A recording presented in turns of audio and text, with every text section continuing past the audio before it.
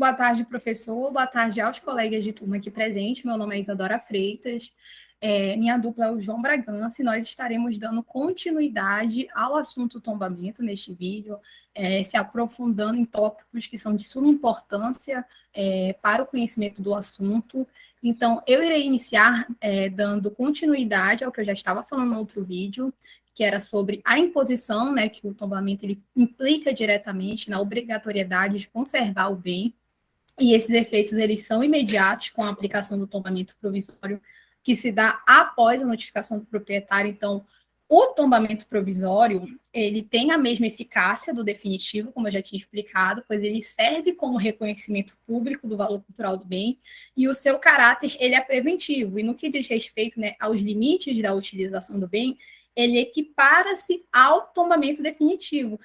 Para exemplificar, né, no entendimento do Superior Tribunal de Justiça, em sua jurisprudência, foi decidido em recurso ordinário, no mandado de segurança, que o Instituto do Tombamento Provisório, ele não é a fase procedimental precedente do tombamento definitivo, caracteriza-se como uma medida assecuratória da eficácia que este poderá, ao final, produzir.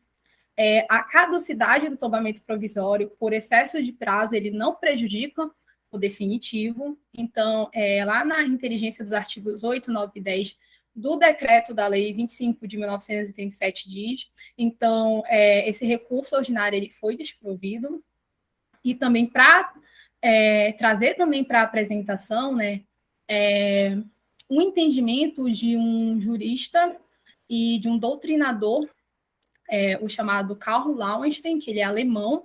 Ele foi um filósofo político germano de suma importância também para o constitucionalismo lá no século XX.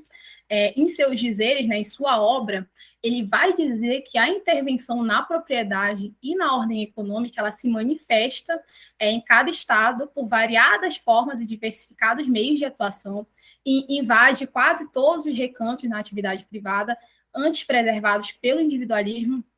Ele mesmo informou, né, em suas palavras, ele diz que as intervenções do poder público na vida privada dos cidadãos, eles foram elevados ao máximo, em vez de se limitarem ao mínimo, como o capitalismo clássico do laissez-faire, que é um termo, né, como eu posso dizer, é um ditado francês, né, que é deixe fazer.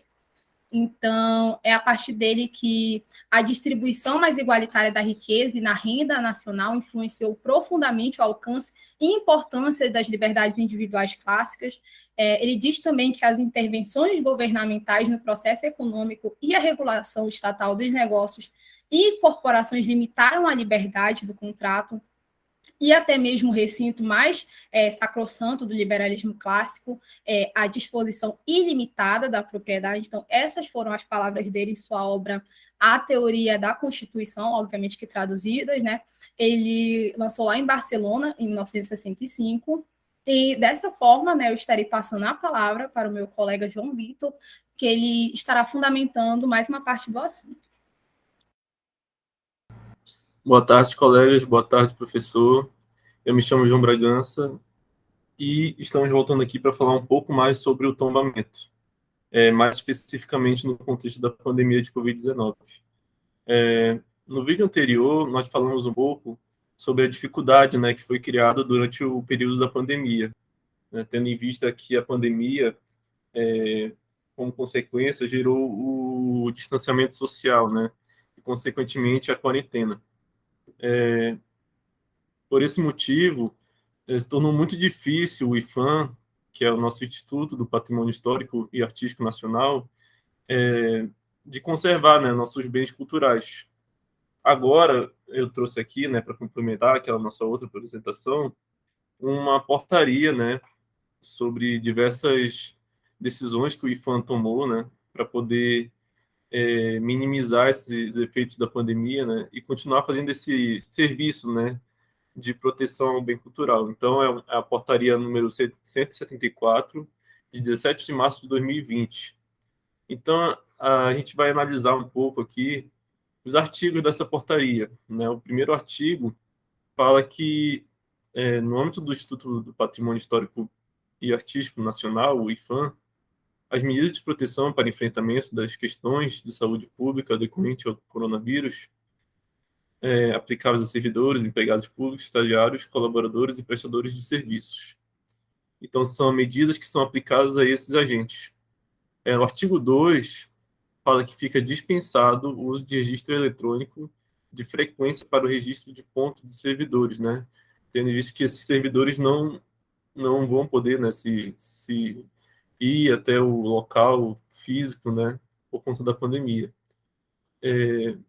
O artigo 3 fala que fica suspensa a realização de viagens internacionais e viagens nacionais, né, a serviço durante a vigência desta portaria. O artigo 4º vai falar que os servidores, empregados públicos, estagiários, colaboradores e prestadores de serviços que realizarem viagens internacionais, serviços ou privadas, apresentarem sintomas associados à Covid, conforme estabelecido no Ministério da Saúde e na instrução do SGDP, deverão executar suas atividades remotamente até o 14º dia contado da data do seu retorno ao país. Já o artigo 5º fala que os servidores, empregados públicos, estagiários, colaboradores e prestadores de serviço que realizarem viagens internacionais, a serviço ou privada, ainda que não apresentarem sintomas associados à Covid, conforme estabelecido pelo Ministério da Saúde, deverão executar suas atividades remotamente até o 7º dia contado da data do seu retorno ao país. Então, a gente pode ver que as decisões tomadas são muito nesse sentido de preservar, né, os servidores que ali trabalham no IFAM. Então, ao máximo, o IFAM tentou proteger primeiro essas pessoas que trabalhavam lá dentro. O artigo 9º fala que fica instituído o regime de trabalho remoto, em caráter temporário e excepcional nas hipóteses previstas no capítulo 3 desta portaria.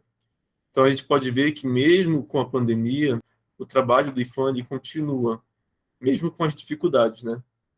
Aí, lá no artigo 10º, vai falar que o regime de trabalho remoto consiste na execução das atribuições laborais integralmente fora das dependências do órgão, mediante o uso de equipamento e tecnologias que permitam a sua plena execução.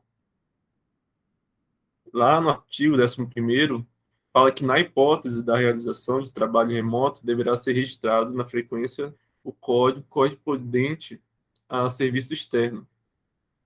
O artigo 12 vai falar que deverão ser executadas suas atividades remotamente durante a vigência desta portaria. Servidores, empregados públicos, estagiários, colaboradores e prestadores de serviços. Indo mais para o final, o artigo 13º, os servidores, empregados públicos, estagiários, colaboradores e prestadores de serviço que coabitem com pessoas em condições indicadas nos incisos do artigo 12 poderão, mediante autodeclaração e autorização da chefia imediata, executar suas atividades remotamente, desde que não haja prejuízo às atividades desenvolvidas na unidade administrativa, resguardando o quantitativo mínimo de servidores para garantir a manutenção do atendimento presencial e a preservação do funcionamento dos serviços do IFAM. O artigo 14º fala que a chefia imediata é responsável pelo monitoramento do trabalho realizado no regime de trabalho remoto e deverá, ao fim do período, atestar a regular atuação do servidor. E o último artigo, né, o 16º, desculpa, o 15º, o trabalho remoto não altera o regime disciplinar aplicável. E o último artigo, 16º, fala que a coordenação geral da gestão de pessoas de departamento de planejamento e administração receberá no formato digital por meio do e-mail coap@ifam.gov.br os atestados de afastamento gerados por motivo de saúde. Então, em resumo, nós podemos ver, né, com a portaria, que o IFAM tomou diversas medidas, né, para proteger seus servidores da pandemia de Covid-19 e, assim, manter o trabalho, né, o trabalho remoto da preservação do bem constitucional. E, assim, a gente encerra aqui o nosso trabalho, né. Espero que todos tenham entendido e obrigado.